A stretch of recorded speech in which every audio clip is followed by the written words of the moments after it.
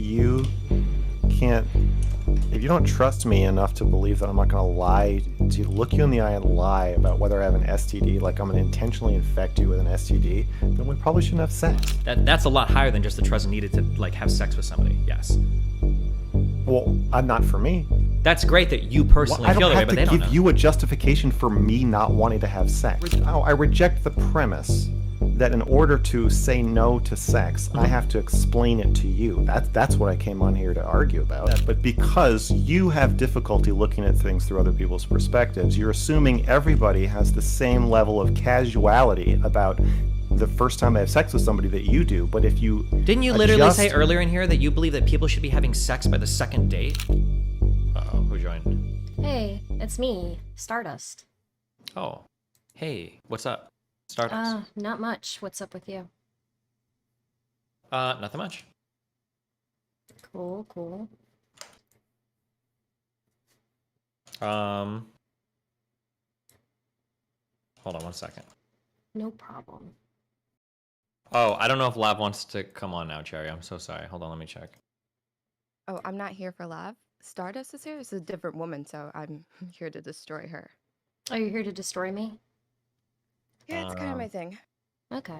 Wait, do you guys hate each other too, or I'm trying to keep track of who hates? No, I love Cherry. Okay, because Lav said Cherry hates all the women, so. Yeah. Okay, but gotcha. This is one, so you're either not a woman or she just doesn't hate you. Okay. I don't count as a woman. I'm too ugly to be a woman, so. Oh, I thought you were too Indian to be. I'm just kidding. Okay. What do we got?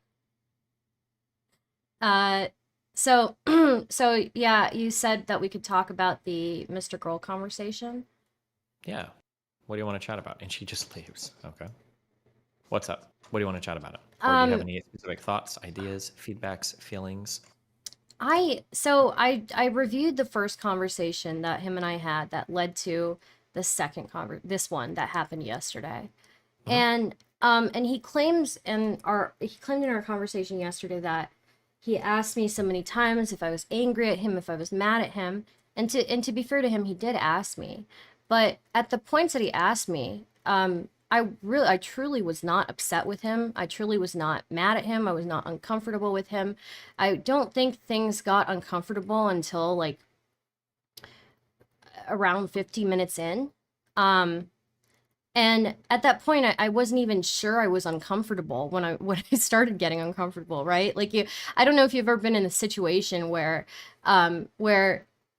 something feels off, but you're not truly sure like how uncomfortable you're feeling in the situation until later.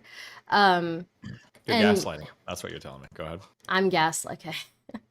I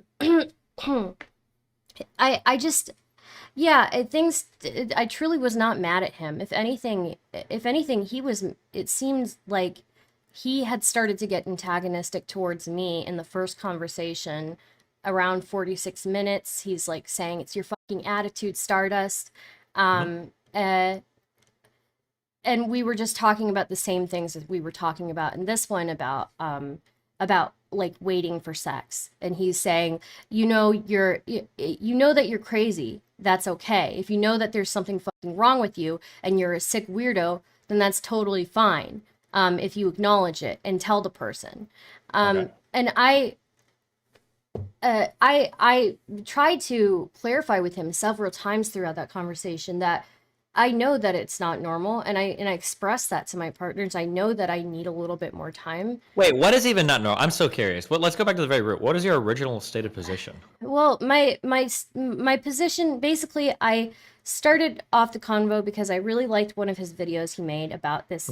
Him saying that women should just say no. They shouldn't say, "Oh, I'm tired. Oh, this." And I came into that conversation saying, I really agree with you. And I advise women younger than me to practice early, start saying no, start practicing saying no, because there is going to be a point, at least for me, I've been at a point where when I'm saying I need more time, I'm not rejecting the person. I really am being honest that I need more time. And I'm not trying to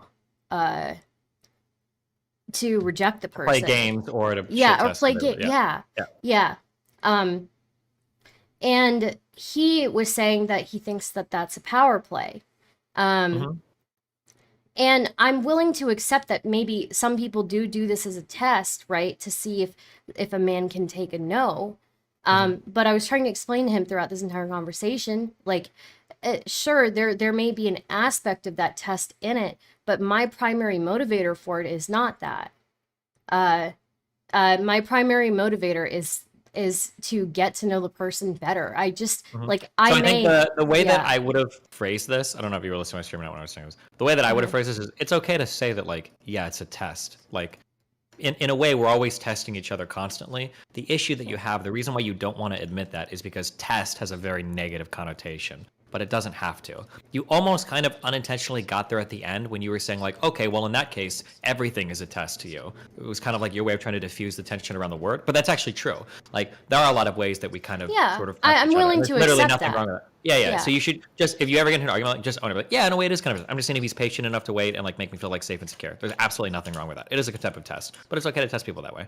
Yeah. So I'm fine with it being a test. I'm fine with there being a testing aspect, but there's a very specific Connotation to connotation of it. Yeah. Yeah, and him specifically calling it, like, word for word, calling it a power play or calling it controlling. And that the problem you get into there is that, and you'll run into this. Oh God, if he's listening, I don't mean to spin this too negatively, but he tends to take words that have highly charged connotations to them, and then he either wants to pretend those connotations don't exist, or he wants you to pretend for the purpose of that conversation that these connotations don't exist. Because when he says test and power play, like, these words have highly manipulative and like malevolent ideas behind them, you know, like, or connotations behind them. They're very, very, very morally loaded words. Like when you say, "Oh, it's a power play," the idea is you're like fucking with somebody. You've got a lot of leverage over them. You're kind of like toying with their mind for your own amusement or entertainment or to get something that you want. You know, they're they're very, very loaded terms, and they're very loaded words, and I think he throws them a little bit too casually sometimes. That's how I feel. But Yeah. So I think part of the reason I walked away feeling uncomfortable from that first conversation is because I kept trying to explain to him that there's no power play coming from me in this. And he's saying that that I should be accepting of somebody getting angry at me for expressing those boundaries, which is fine if you get angry, but anger to me kind of seems like a red flag, and I think it's reasonable for me to decide that that's not a healthy kind of interaction to continue, right? If somebody gets mad at me for having a sexual boundary. Yeah, it's right. It's totally fine for the other person to feel upset or angry or whatever. They can feel that way. I'd say it's probably not the healthiest feeling. They can feel that way, but then it's within your right totally be like, okay, cool. I don't like ever want to talk to you or see you again. That's totally fine. That'd be the piece of advice I would give to anybody in that situation. Yeah. So I guess I walked away from that conversation feeling very uncomfortable with it. I guess I didn't really understand how uncomfortable I was with it. I wasn't mad at him, but I feel like it was normal for me to feel like after somebody says that me asserting boundaries is somehow demeaning men or giving them a test or comparing them to dogs or a power play, I felt like it's pretty normal for me to and I don't know what his definition of ghosting is, but he said I was ghosting him for 3 months. I don't know that I would call it ghosting, but we stopped talking as often for those 3 months. Ghosting implies somebody's messaging somebody else and then the other person's not responding. That's what ghosting is. I would be delayed in some of my responses for sure. And I understand him being upset about that. And I understand him being upset about me not contacting him as often. But it takes two to tango. As much as fault as there is on my side for not contacting him as much, there's equal amounts of blame on his side too for not contacting me as much. And I think it's completely reasonable after being told that my boundaries are somehow a power play, or when he's comparing them to me like treating somebody like a dog, I'm somehow demeaning somebody by enforcing boundaries, that it's probably reasonable for me um to kind of withdraw a bit, right? Like, I don't think that I didn't like really badmouth him. I said it was like an uncomfortable situation. I still expressed support for him publicly in a very public manner when he got deplatformed. I've gotten so much flack for supporting him. And more flack I've gotten from supporting him than anybody else online. And for him to act like us talking less over the last few months is some huge offense seems ridiculous to me. When I'm still to this day getting criticized for supporting him, and I even like called out like big tech on stream for mass reporting. It just feels like I went through so much. Sorry, I don't mean to get emotional about this. It feels like I went through so much defending him, for him to just take this rift that we're having and like say that I'm untrustworthy and that I've done some huge offense to our friendship. When really what I did was withdraw. Like, I felt like all I did was withdraw, and I feel like that would have been a normal response. I don't know. Maybe I'm maybe I have a weird perspective or something. I don't know. I mean, yeah, I think that I try not to think of responses in terms of like weird, but rather like reasonable. Like, is it reasonable that if you feel like somebody has pushed you on your boundaries, or has made you feel uncomfortable about your boundaries, is it reasonable to withdraw from that person? And then one way that you can evaluate the reasonableness of it is try to pretend like a friend is asking you a similar scenario. What advice would you give that friend? And I mean, I think it sounds like fairly reasonable. I don't think it sounds completely out of line. It's probably... I'm trying to be very fair to him, because I was going to say it's probably not unreasonable for him to feel upset, but I would say it's unreasonable for him to feel upset, because you should understand why somebody would get like really upset about you pushing a boundary like that or making somebody feel uncomfortable. Like, that should be a pretty obvious thing, but I mean, obviously he would disagree about that. Fuck yeah, I'll end up being really one-sided on that. Yeah, I don't know. Well, what else? I mean, yeah, I mean, I can understand how you're feeling. Are you just looking for me to tell you you're not crazy, or what? I'm not really sure. I wasn't expecting to get like, worked up about this, but I just like reviewed the last conversation. I went through everything line by line, and I don't know, I get that he's upset, and I if this is the way that the friendship ends, it's the way that it ends. It just feels kind of shitty. Like, it just feels Yeah.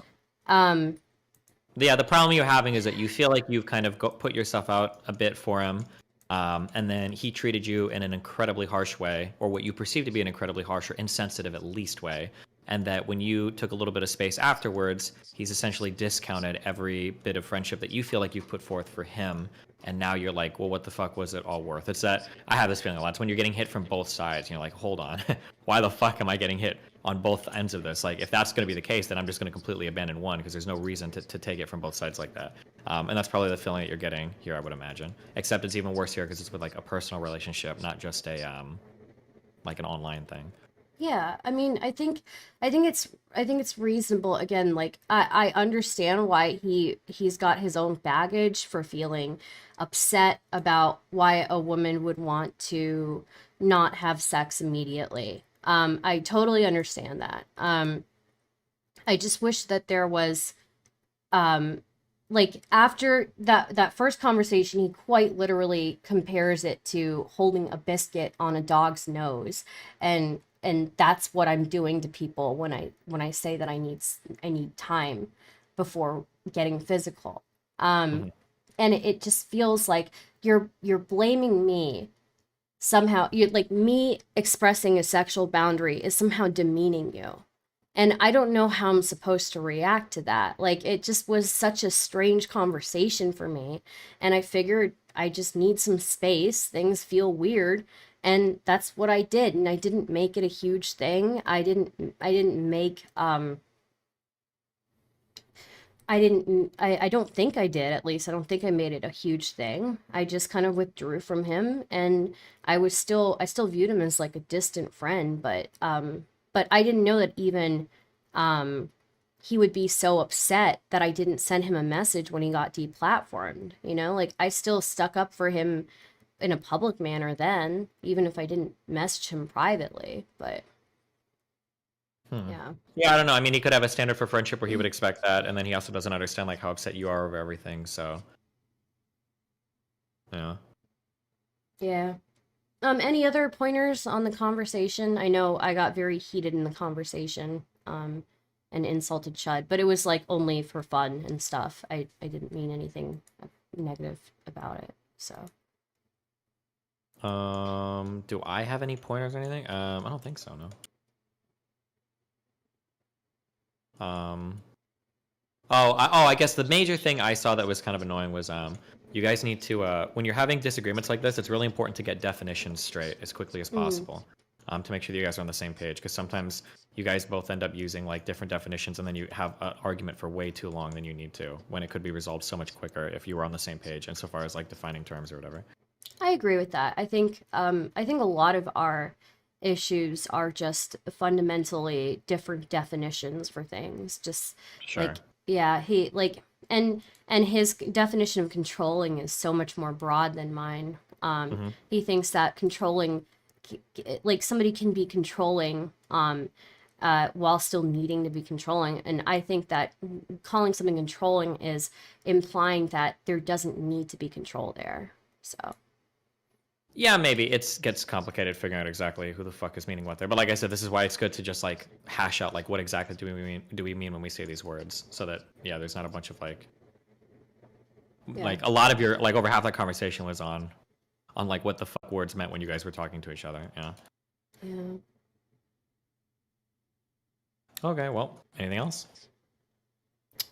I don't think so. Sorry for, getting a little emotional.